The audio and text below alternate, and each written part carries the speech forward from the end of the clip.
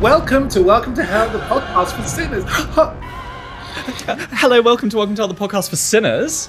First off the bat, you in your gown. Don't call me the Bat, and thank you. I am, for anyone watching, and for the people just listening, I'm wearing a hotel robe today because I, being Karen Walker, have just come back from a 90-minute hot stone massage. Now, I have had a treatment every single day I've been here. I'm loving it so much. But what I will say, and what I think was an error, and by the way, let me just address the sounds of dinosaurs in the background, if anyone's wondering what those sounds are. That's the tropical jungle that I'm staying in it's Bali. another name for your bloated stomach, isn't it? It's I'm having some digestive issues, so if you can hear what sounds like several tiny dinosaurs, there are really cute birds here. Oh, talking of creatures, I was like chilling in a pagoda by a sort of lily pond, heard the biggest splash and was like, oh, a man has just jumped into the pond. And when I looked to the left, the world's biggest lizard, I mean, I sent you a photo of it, like a 4.5 foot lizard was just like paddling around in the water, which I then looked up. Asian water monitor lizard, if you have a Google. And we both said the same thing, didn't we? That it was Paddy off the water. It's the chunkiest lizard. If Paddy was a lizard, my dog, that is what he would look like. Anyway, Anyway, back to that sentence. You were by the lily pads. You were in a. Did you say you were in a hammock? I was in the pagoda, reclining after having had one of my many, many treatments in the relaxation and meditation pagoda. Thank you, next to the water lilies. Now you're like me in that, and everyone I meet is the same. With the stone massage, we were all taken in by the poster. We all thought the stone just goes on top of you and sits there because that's what happens in the poster. And then we found out now that the stone actually massages you. They hit you with the stone, don't they? I would have loved more of the stone this time. And I know, listen, I don't want it. More of the stone. The new fantasy trilogy read by Rosamund Pike. Today, they really vary. I would like some consistency of the stone. That's the sequel. I would love some consistency with the stone. Sometimes they really get in there and they use it as like a tool to be like extra on your knots. Yeah. This time, she just sort of swiped me with the stone. Oh, no. And then would return to using her hands. And what I will say is that being in a country that is currently 31 degrees Celsius, where you are already boiling at all times, and then having boiling hot stones added to you, I did feel like boil in the bag chicken. Why your skin currently looks the same colour as my jumper? Is that why? I think that's just the lighting. I don't really know. This is the other thing I'll say. Obviously, I am at all times lathered in factor 50, and I am sticking to the shade. Is Bali humid, though? Because Thailand is so humid. Insanely humid. Like, I hung some swim shorts out on my balcony to dry. After 24 hours, they are wetter than when I hung them out there. You just can't dry clothes here. But because it's like so boiling, but so humid, but then it's actually quite overcast a lot of the time. Yeah. I'm like, I don't know where the sun is to avoid it. So I'm like in the middle of the day, I'm like under a parasol, but I'm like, there are no shadows because there is no sun. It's just hot, but you're still burning. There are families filming you, being like, look at it, walking on the beach, asking questions like, where are the shadows? Where is the sun? Where are the shadows? And can I have some consistency of the stone? How many days do you have left? I have 1 day left here in Sanur, and then I'm going to Ubud for another 5 days. I've got a while. Honey, I'm so glad you're doing this, though. You're really getting your money's worth out of this eat, pray, love moment, you know? I am really loving it. I was saying to you off air, I was a little bit nervous about doing a holiday, like a solo holiday, at the end of a whole Australian tour, because I was like, I'm going to have just been away and alone for a lot of it for a really long time.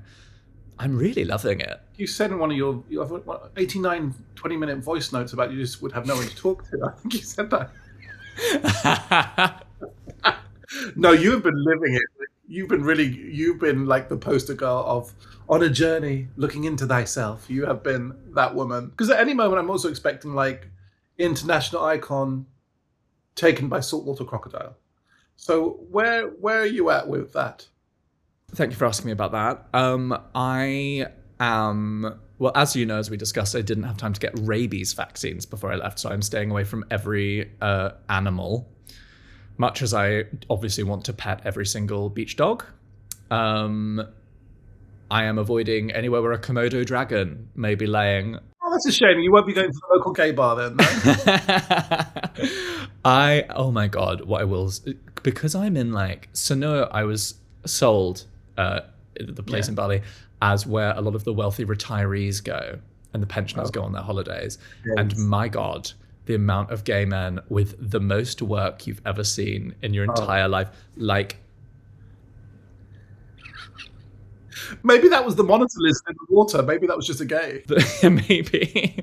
The tightest pulled faces on these 70-something-year-old men you have ever seen. And they are they have the face of a 17-year-old Brazilian child, teenager, but the body, they are hobbling along on a Zimmer frame. It's so funny. Inching their way along the beach, barely able to walk, but their face, there's not a wrinkle on it. That's us in 5 years. Oh, yeah. Can't wait. You were out there for the first, sorry for pronouncing it the correct way, the first Beltane, which some will call Beltane, that had a full moon since the 80s, I believe. Now, did you see that a deviled egg of Ireland was correcting you on your pronunciation of Beltane? No, but I will come for them. Are they? I read it and I thought, oh, he will quit this podcast. You send that to me because I will absolutely. I will find it somewhere. It might be in the Spotify comments. Someone was like, it actually should be something, they said something else. I was like. But anyway, the first Beltane of with a full moon happened. And I wondered if you come into your powers. Oh. Let me try. Let me try now. Not yet. Do you ever routinely try to move something with your mind? I don't do that, but I sometimes think, let me just do a little vision travel in my dream time. I'll go and see my cousin and ask him about A, B, and C. And then when I speak to him, I'm like, did you get my message in the dream? He's like, no, haven't we been through this many, many times? No one ever has. I don't have the powers. They'll come. They're coming. They will. I tell you what power is lovely. I think it's better. You know, it was my birthday week the other week, and when you chat to someone on your birthday and they've actually forgotten it's your birthday, and you're like, anything else you wanted to say to me? I think it's delicious. And no, well, it's actually my birthday. That's better than any gift. My ex messaged me and was chatting away, and I was like, anything else? He was like, no, just checking in. I was like, it's my birthday. It's my birthday. Do you remember the standard argument we had about you thinking I forgot your birthday? It's my birthday. That was the best gift I've ever had. That was better than anything, I think. There is nothing nicer in this world than to feel like a martyr. God, is there anything better? One of the first things that made me think, gosh, Daniel will be a friend for life. We were in a chat speaking with people off the business, and we were chasing up an email, and they said, sorry, couldn't read the email. Was that a funeral? And you messaged me privately and be like, you know that moment that he or she was like, bam! Bam! Yeah. Sorry, I'm a day late. I was actually at a funeral. I think to be able to say that, I think I'd just go to a random's funeral just to be able to have that over someone. Oh, sorry, yeah. I didn't speak to you for a month. I was at a funeral. They're always at funerals. Very disturbing. How are you? Have you been? I'm very good. I'm in my Sardine girl summer. You know, it was a thing the other year, wasn't it? Yes, I'm really, because it was a thing the other year, and now it's coming back. The youngins, Gen Z, have discovered the power of sardines, which I don't like to get into something with bones in it. My ex would argue that's not true. I don't mind the. Do you know what a sardine when it comes in the little? My God, by the way. Wait, you said the young people are into it. That's good, because I've always felt like the oldest person in the world. But it was, because I remember you telling me stories of you watching your English teacher eat fish from. Oh, the most glamorous thing I've ever seen in my life. But the youngins have learned how good it is for the skin. And so now there's the thing called a sardine fast, which is insane, where you eat nothing but sardines for 3 days. I mean, enough. Yeah. Enough. How nice. I mean, nice to know that the fad diet is alive and well, even in the age of the injectable. I really admire that. I miss the cabbage soup. There was that one where you ate like, do you remember the one where it was like eat peppers on Tuesday and then on Wednesday you have like cabbage and then on Friday it's like carrot and chicken breast. It was like really specific food on each day. There's so many. I just remember the weird one was the 3-day heart diet because it was like 2 tuck biscuits and 1 scoop of ice cream and green beans. It was so weirdly put together. I was like, I is did this that bit one. funny? Yeah, I did it as well. we all did it. A hot dog and then an ice cream and like 2 apples on one day and then yeah. I think there is a glamour in fact, the tinned fish. Because we are coming into an era of the fancy tinned fish tin. People are coming up with interesting cans. There's that cool new tuna one that's like yellow and small, and it's just to like you enjoy it. I bought the other day tinned spicy tomato mussels. What do you say to that? Have you seen that? He's kind of like a posh English man with a dog that does the live reveals of. He tries. Yes, I love him. Yeah.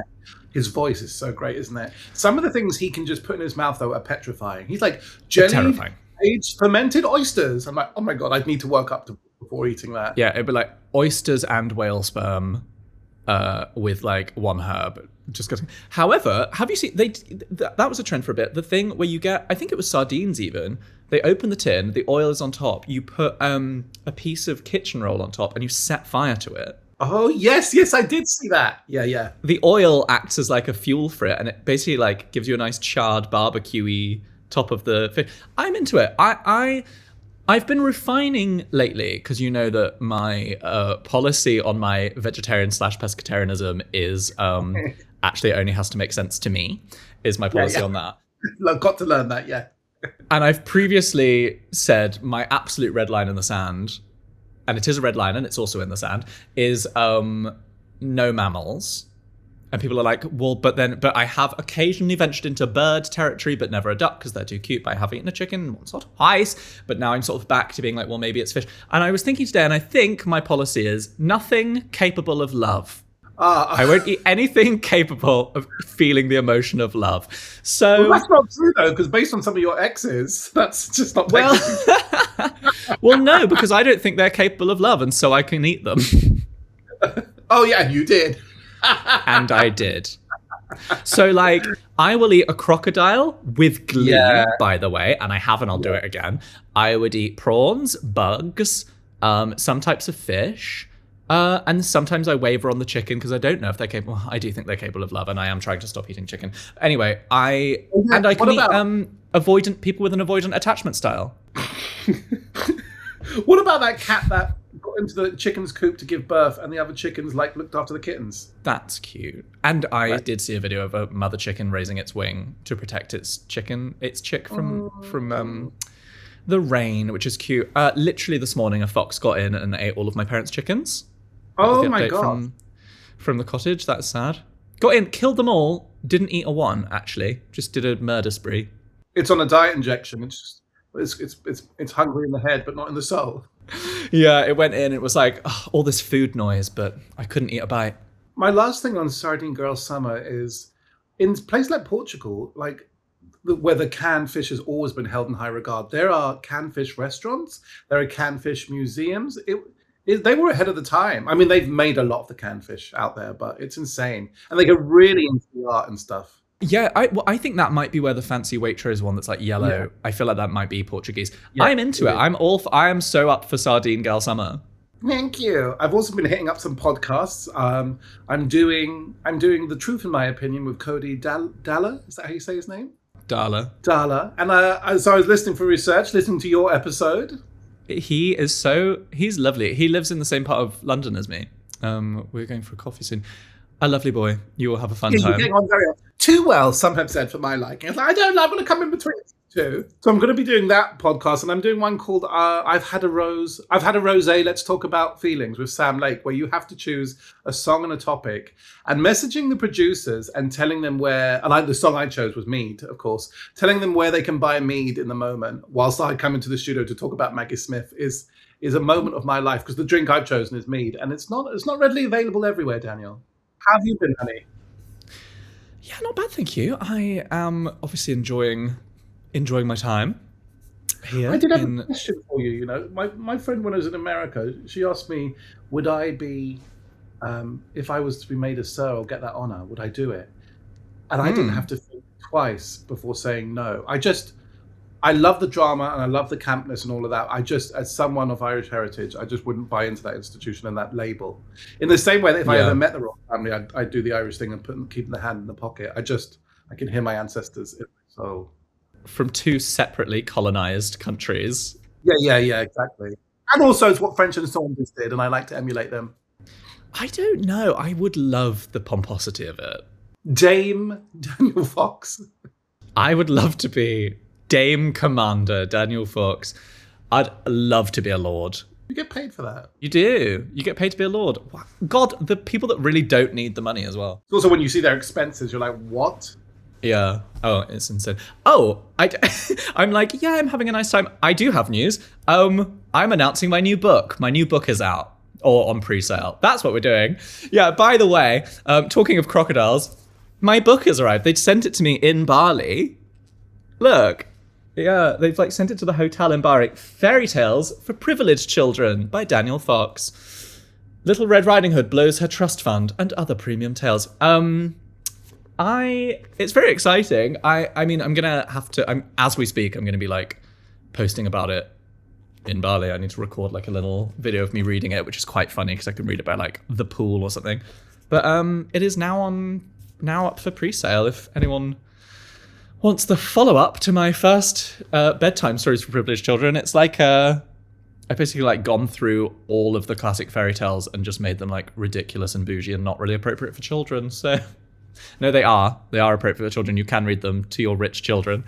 But yeah, so. Last time, your book was in the top 10, right? No, it was number 11, which was so infuriating. I think we do a Deviled Egg campaign. Like, we buy on time, we pre-order, we get you in that top 10. Buy for every stocking that you're filling this Christmas and buy it well in advance. My last one, they were like, we'll do this week. We'll release it this week because that's normally quite a quiet week for publishing. And then it came out the same week as, I think, a new Dan Brown or something, Richard Osman's latest book. Like all these like crazy, very popular books came out. So I was 11 out of 10, which was annoying. The other thing is I'm just like planning some fun things for when I get back. Have I said this? I think I'm going to have like a French summer.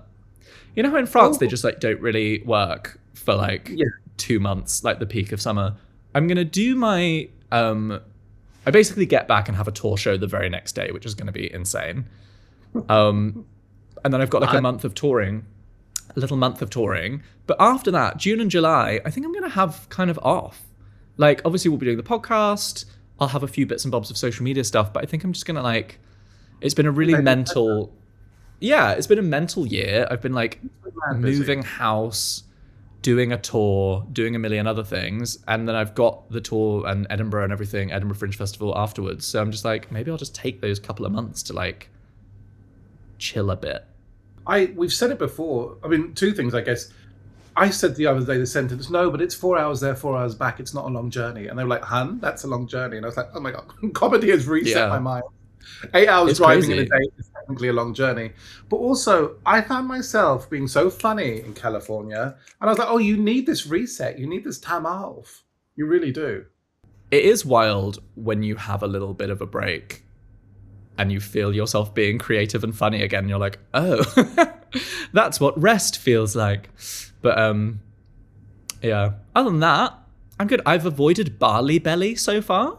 Which is shocking for you. Yes, I am just fine. Oh my God, what I will say, this is a bougie hotel and every single lavatory is the fancy like Japanese one with the little like bidet built into the toilet.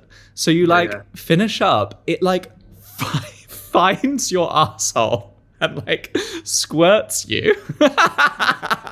I couldn't use that. It would be like, no arsehole detected. No arsehole detected.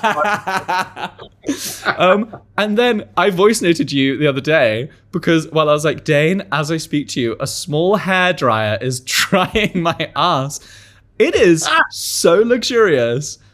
I am buying one as soon as I get home. I love it. I love nothing more. I love that. My holiday, I was like, I might get the hose gun from Thailand for my batty, and you're like, I might get this beautiful bougie Japanese throne. Hey, if I can back AI for anything, it is the poor little one that's been enslaved to clean people's asses. But listen, I have experienced the future, and the future is here, and I love it.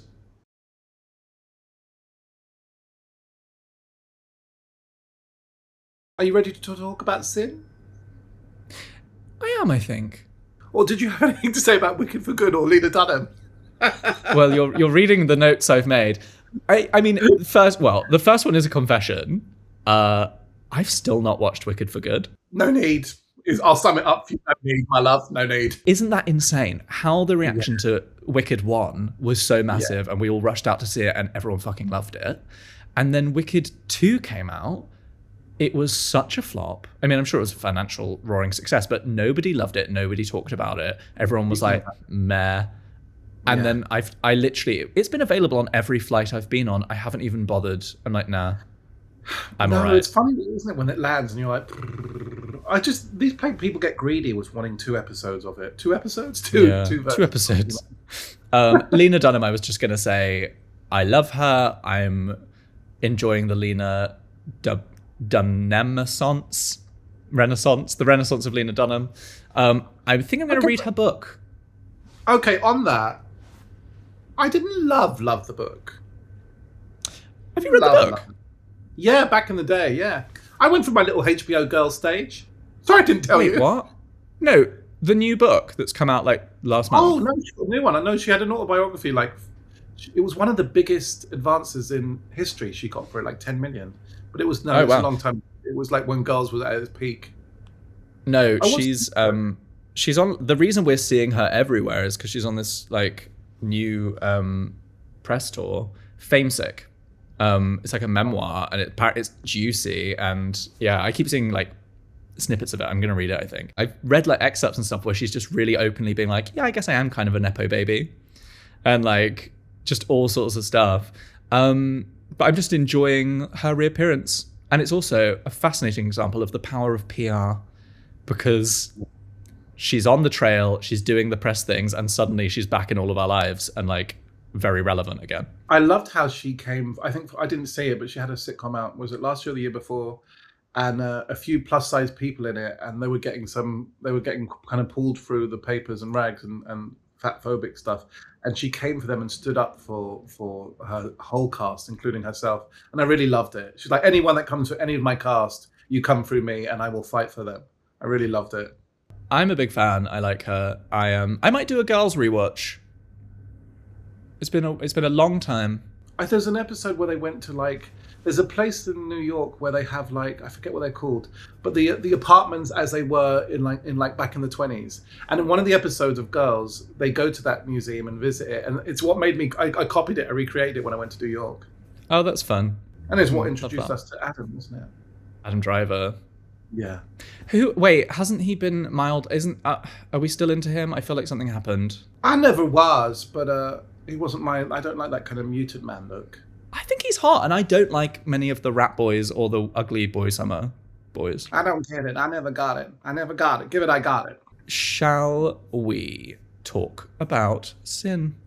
My sin of the week is, I'm sorry to go back here. I was in California on a recent vacation. Sorry to mention it. 8 out of 10 cats, as Dane Buckley was in California. LAX airport, hands down, the worst airport in the world, hands down. Okay, yeah, I know you wouldn't expect it. Wait, I have been, but I can't remember it. Okay, well, it was always bad. It's got worse. Okay, I'll start with Heathrow Airport in London. Is essentially a Westfield. There's Harrods. Yes. There's I'd say there's 50 restaurants and bars. There's loads of shops. Both sides of departures. Two Pretts. It's delicious. It's a day out. I go there sometimes just to chill. Yeah. LA Airport in Los Angeles, also the little home of a town called Hollywood. It has one coffee stall. One coffee stall this side Thank of you. departures. Yeah. I said the same thing about JFK. Airport. Is that what it's Okay. called? Yeah, the New York one. Do you remember Yeah. when I came back and I was like exactly the same? There was a coffee stall and like a tiny little like the equivalent of like a mini WH Smith, and that was it. Yeah, yeah, that was it. And like I'm talking, we had to ask 4 people and go down into the basement on an escalator to find this little coffee store, which was terrible. And then you go through and you think, well, there'll be an abundance of things there. Then obviously, naturally, no, there's not. There was a handful of scatterings, and I was like, okay, I can kind of understand the public side, because you don't want to encourage traffic here, maybe, if someone wants to drive to the airport to get a coffee.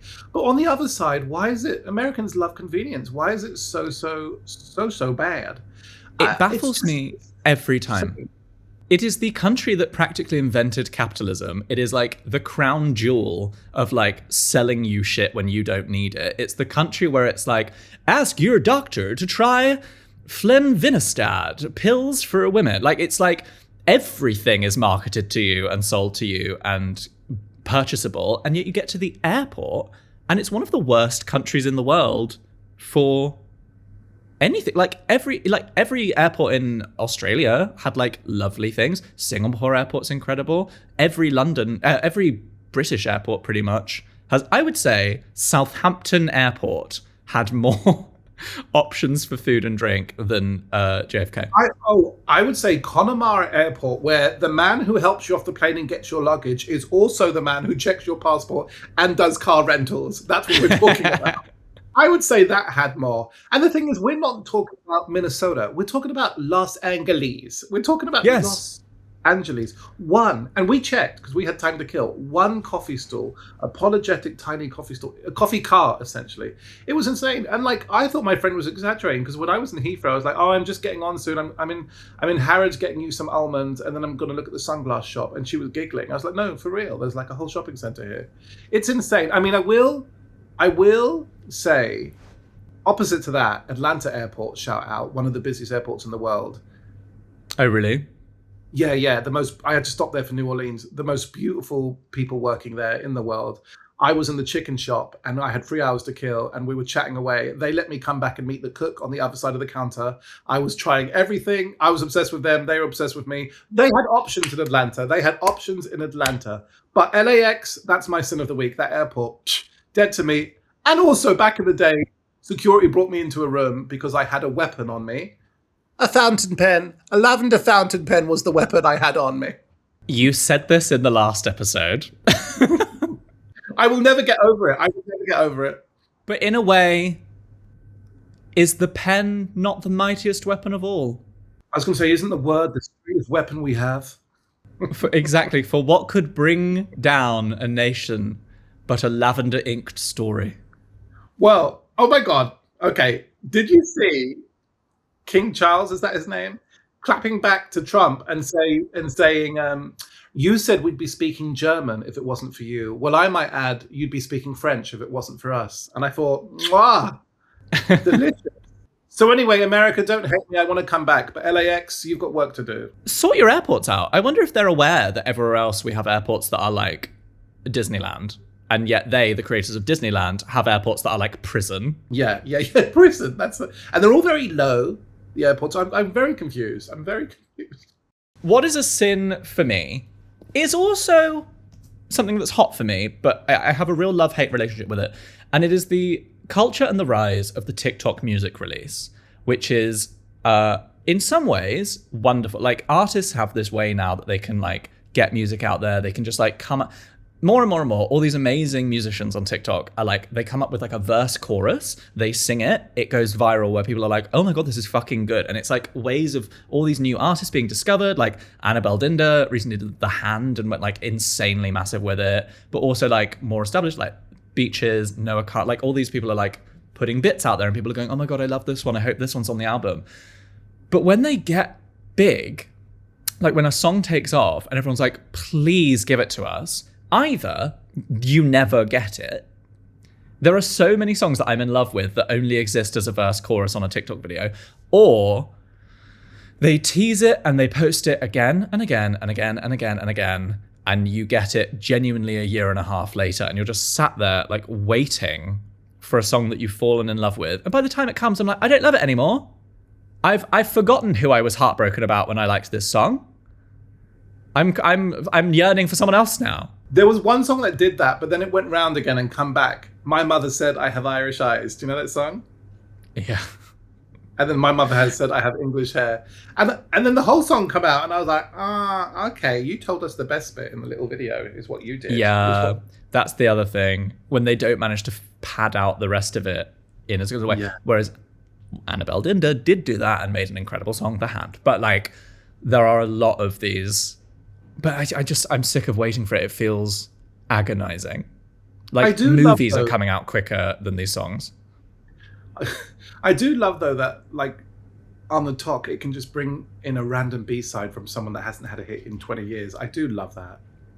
Hello. Who was that just entered this podcast? On the talk? Oh, hello, young man. Could you put your mother back on the phone, please?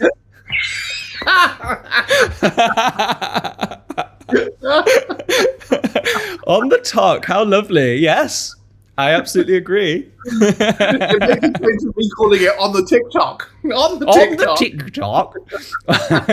On Facebook Talk, you can really find a wonderful music.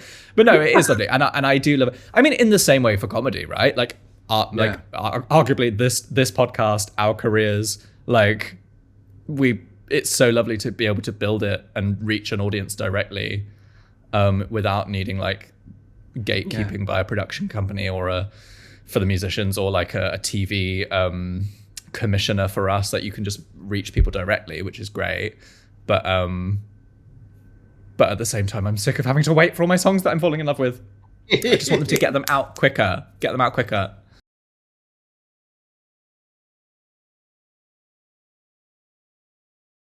We have some letters. Should we read them? Yes. Age before beauty. So I'll go first.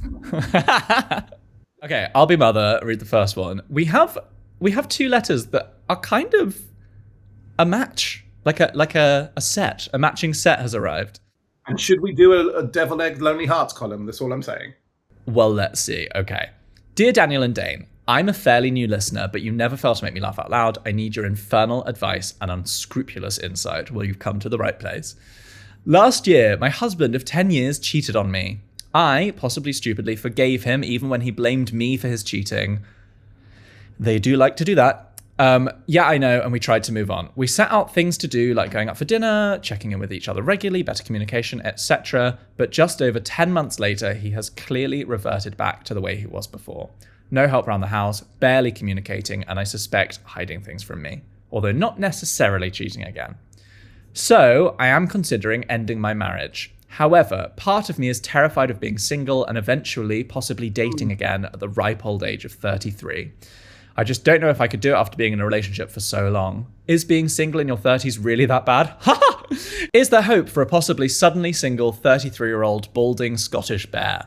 Or if I do end it with him, am I sentenced to the eternal grinder grid of doom and disappointment? Your hellish listener, Celtic Bear. Well, before we answer you, Dane, read the other one, because there's something in the waters of Scotland. Dearest Daniel and Dane, the time has come for me to reach out to you fellow gorgeous gays for some advice. I have very recently broken up with my long-term partner. We were together for nearly a decade. We have a house and our families are very close. We got together when we were newly 18, so this has been my whole adult life. We are going through the motions of dealing with the house issues, etc., but I'm very aware that I'll need to start dating again. I'm an avid listener and Fabergé egg, and I've been listening to your dating stories, and I am truly and biblically horrified. I've been in a relationship longer than Hinge has been a thing, and I have no idea where to start. Aunties, I need to know, is it really as bad as you say? I'm not the most sociable and outgoing person. Going out, eating, or holidaying alone gives me the shivers. So all of your advice is truly appreciated. Love the pod. A single Highland otter kisso kisso. Wow. What's happening in Scotland? Firstly, heartbroken gays of Scotland flocking to this podcast. I am there this weekend and I am doing community outreach work this weekend. Firstly, can we put the two of you in touch with each other? Maybe you can get each other through this. Highland Otter and Celtic Bear. Do you remember the missed opportunity columns in the Metro? Saw you on the train. You looked at me, I looked at you. Is there magic? Maybe hell needs one of those. Sure, you saw you by the statue of Medusa. Did you feel it too? Maybe we need like a Saw you rolling a boulder up a hill. Saw you rolling it back down again. Love the way your glutes looked. Okay, for both of you, welcome. Yeah. Yes, it is as bad as we're saying. Now, listen. Yes, is dating worse now? For sure. However, at the same time, there's love out there for us all, I think. Come on in. The water's fine. It won't be as bad if there's more of us here. I mean, obviously, we're leaning towards the comedy side and we talk about the dramatic ones. It wouldn't be that fun to read out a letter being like, all is great, all is well. I found my soulmate. Ha ha. And I'm sure there are bastards out there who have that experience. Not I. Not you. And not anyone I know, but I'm sure they exist. As my therapist said to me, new people are breaking up all the time, which means there is always more rubbish landing in the bin for us to fish through. Sorry, hold on. There's always more rubbish. What was that accent? Always more rubbish landing in the bin. Like, look at the two of you. Two bears from the same, two hirsute gentlemen from the same country becoming available literally at the same time. Hinge, I mean, the dating apps, yeah, they are dire. People do find love on them. Like, you always find people that have found relationships on there. I do think more and more people are like leaning into wholesome kind of actual real life stuff. I think flirting in real life is coming in a big way. People are like starting to do activities and stuff. People are desperate to get offline, which is lovely. And there is a return. And dating has always kind of been a bit of a thing. People have always chatted about dating and moaned about it. Like, it's always kind of been a thing. And like, yeah, there are decent people out there. I would say I'm decent in relationships. I would say you are. Do you know what I mean? So people are out there. I mean, lovely if these two found each other. But if you don't, sorry, a balding Scottish bear. I'm on my way. I'm coming. Don't worry, darling. Have you considered moving to London? That'd be a wonderful way to coming to a comedy show, possibly. It is scary, though, if you've been in a relationship for years, like to go out there. Like, I was single for years because I chose comedy after my last relationship, which was so hard to finish. I chose comedy then for a while, wanted to concentrate on that. It was scary to be like, I have to dip the toe back in. How's it all working? Is it as bad? And yeah, it is. Yeah, dreadful. Well, I was the same in that this is what my show's about. I've recently had a big long-term relationship and have now been single for like a year and a half. And okay, here's the thing. You've both been in long-term relationships. I don't know if they were open relationships or not. No, they can't have been if there was like cheating. Go and have a little slut month. Go and have a 6 months. Go and like have a bit of fun. Can you make that August? I'm in Scotland for the whole of August. Have your slut month in August. Do some eat, pray, loving. Go to Bali. Do a little bit of like working on yourself or like journaling, hanging out with friends, all of that sort of thing. And hey, yes, our experience of the dating pool so far has been bleak beyond words, but you know, have a bit of excitement for yourselves. Don't like be optimistic. Who knows? You might meet the one. Like, allow yourself to be excited. Don't listen to we jaded too. Do you remember when you were still in a relationship and I was saying I might get up out there dating? Do you remember a lovely voice note you left me saying, "Oh, darling, there's someone out there for everyone. I believe that you'll find love." Do you remember optimistic Dan pre-dating who was saying stuff like that? Me in the months post-breakup and in the months leading up to the breakup, fantasizing about, oh, I can't wait, all the different types of man I'm going to meet. Oh my God, to this day, I was like, he'll be an Oxford English teacher, he'll wear a scarf, he'll have floppy hair. God, it's just, I'm lucky now if he's got eyes and can speak. Do you know what I mean? Like, oh, I am looking for a face and a job. Yeah.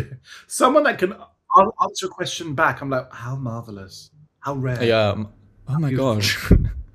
But yeah, my final word on this, Scottish boys, is welcome to the single pools, and hey, if you have bad dating experiences, in a way, isn't that fun and glam, and like, doesn't that give you great dinner party anecdotes and maybe a podcast to start? And also, I do feel like it's at the worst here in the trenches in the south. and Brexit, Britain, England. I feel like Scotland, there may be more hope. It's the Lorient of Britain, isn't it? Let's allow that. Let us know. Update us. Continue to send in, but also let us know if you want us to link the two of you up. Unless this is the same person and they've just like lost weight between the two letters, so they've gone from bear to otter. No, I need to believe that there are these gorgeous options out there in abundance. I need to believe that. You both sound like wins, and I'm sure you will both have a lovely time. It is comforting to know that everyone is in the same pool, though, right? Like, because everyone I know, man, woman, dog, you name it, bi, Thai, every type of person I know is saying the same thing. It used to just be like the gays would be like, it's terrible here. Now it's everyone, including like, I half expect Henry Cavill to be like, oh, it's hard for me as well. I wouldn't be surprised nowadays, Yeah, I bet Henry Cavill is struggling to date as well. It is comforting. Even my hottest 10 out of 10 friends that are literally professional models can't get dates, can't get first dates. No, I can't. You're right. I can't. So yeah, it is nice to just know that everyone's experiencing the same. That's us for one episode. We love you very much, Double Eggs. Thank you for listening. Next episode, new studio. Studio. I will be back in the kingdom. We will be together at last, and we will be in the new studio, which is exciting. I have many an American drug and American donut for you. I have been collecting a few small things from my Balinese travels to bring back for you. How do you feel about an Asian water monitor? I think they're hot. Yeah, okay, good. We love you very much. Big thank you to our producers, Podmasters. Big thank you to Auburn Jam for making our music. Send us in your confessions, your bad date stories, your requests for advice, judgment@hellpod.com, or go to the website, hellpod.com, where there is an anonymous form. And we love you very much. And kisso, and goodbye.